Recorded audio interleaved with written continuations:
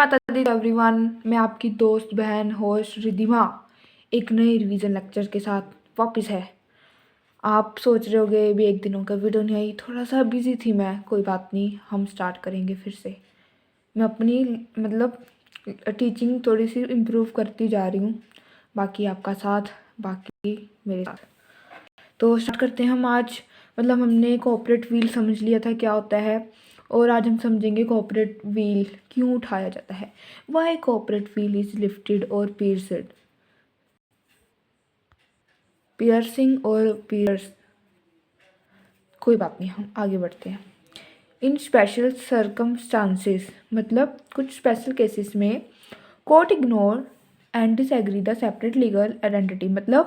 किसी किसी केसेस में कोर्ट इसको मानता ही नहीं है कॉर्पोरेट व्हील को, बिकॉज किसके बीच में, कंपनी और मेंबर के बीच में। And will look behind the legal faces of the company, and देखता है कंपनी के पीछे कौन है, किसका हाथ है, to see the real faces of culprit. दोषी मेंबर ही करते हैं सब कुछ। एक कंपनी तो उसका ना है, बिकॉज कंपनी क्या है, एक आर्टिफिशियल पर्सन है जो कि नेचुरल कॉन्टैक्ट कुछ नहीं कर सकता। उसको जो भी उससे कुछ भी कराते हैं वो उसके मेंबर्स कराते हैं। Behind the act corporate veil is lifted when it is a question of control rather than a ownership. कि कंपनी को कंट्रोल करने लग जाते हैं, ना कि उसकी ओनरशिप। तो आगे देखते हैं। ये केस लॉ आ रहा है सैलमोन वर्सेस सैलमोन का, पर इसको हम बाद में देखेंगे। पहले हम कुछ देखते हैं। और जैसे कि यहाँ पे क्वेश्चन बनता है ऑन सेपरेट लीगल आइडेंटिटी, तो हमको पता है हमने कैसे लिखना है आंसर। तो स्टार्ट करते हैं। Provision as per the relevant provision under the company act 2013, a member and its company are distinct and separate from each other. Company अलग और मेंबर अलग। Hint, property, loan, bank. जैसे कि अगर कंपनी ने कोई लाइबिलिटी लिया है तो वो मेंबर्स की लाइबिलिटी नहीं होती। As per the corporate veil theory which is a legal concept saying the member are not liable for the company debt and liability. Refer cases लो, Salomon versus Salomon company limited. आगे देखेंगे हम, कोई बात नहीं, चिंता मत करो। इन the instant case mister Raj is a shareholder and debenture holder. इसमें किसी केस की बात की गई है इस क्वेश्चन में। जो मिस्टर राज है वो share holder and debenture holder, उसने कंपनी में ओनरशिप भी है और वो क्रेडिटर भी है कंपनी का, उसने लोन दिया है। And the company, he claims his rights over the assets of the company first in the case of winding up। जब वाइंडिंग अप हो रहा था तो वो एसेट्स की डिमांड करने लगा था। तो आगे कंक्लूजन क्या मिला हमें।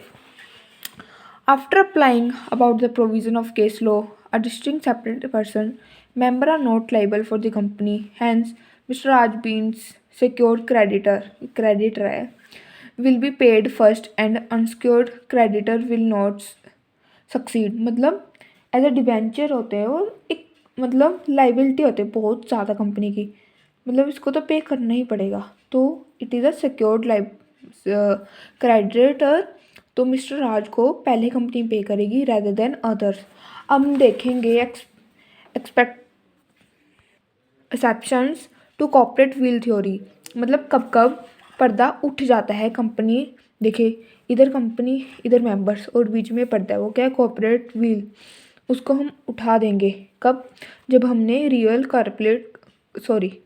गुनहगार देखना होगा कंपनी के पीछे। तो पहला केस देखते हैं। देखते हैं आज कितने केस होंगे, नहीं तो वीडियो लंबी चली जाएगी। मैं कोशिश कर रही हूँ थोड़ी वीडियो शॉर्ट रखूँ और एकदम क्विक रखूँ।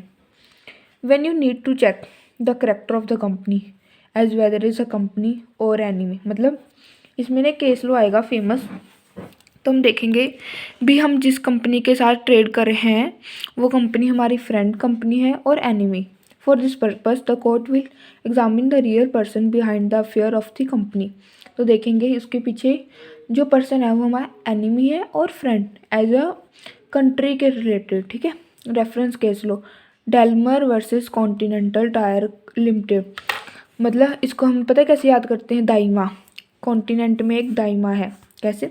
The court held that the trading with continental company result into a trading with enemy. मतलब तब उस समय में वर्ल्ड वॉर थी, किसके बीच में? यूके एंड जर्मनी के बीच में।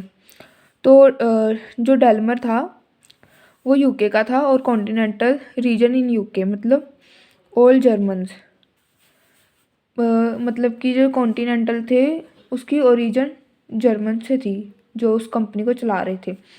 तो देखा अभी ये तो हमारी एनिमी कंट्री के साथ ट्रेडिंग हो रही है, तो कॉर्पोरेट विल उठाया और इसको डिसमिस कर दिया था कॉर्पोरेट विल को। इससे ये फर्स्ट केस लो है जब हमने चेक करना हो character of the company weather is a friend और एनिमी। आज हम 2 केस लो करेंगे, तो सेकंड वाला जल्दी से क्विक करते हैं। टू प्रोटेक्ट रेवेन्यू मतलब टैक्स की चोरी करनी, टू स्टॉप इवेजन। अब देखिए इसमें ना डिनशो वाणिज्यिक डीएमपी, अपना DMP and common of IT when the corporate, मतलब कॉमन ऑफ आईटी मतलब देखते हैं आगे। When a corporate identity is used to evade the tax and court will disagree the corporate identity. DMP incorporate मतलब इसने ना 4 खोखली, शैम का मतलब 4 खोखली कंपनी बनाई थी, किसके लिए? टैक्स की चोरी बचाने के लिए। इसने अपनी 4 सब्सिडरी कंपनी बनाई थी और अपनी इनकम डिस्ट्रीब्यूट कर दी थी ताकि उसमें टैक्स कम लगे। To lower the own income and evade the tax, evade मतलब चोरी करना। He transfer his income to this company to cover back into the form of loan. मतलब क्या किया इसने? उन कंपनी से लोन ले लिया, पहले उन कंपनी के बीच में पैसा लगा दिया और उस जो पैसा था उसको एज अ लोन ले लिया, विच ही नेवर रिपेड, जो उसने कभी वापस नहीं किया क्योंकि पैसे इसका था ना। Judgement call had the sham company were not genuine were incorporated by him to hide himself and his income.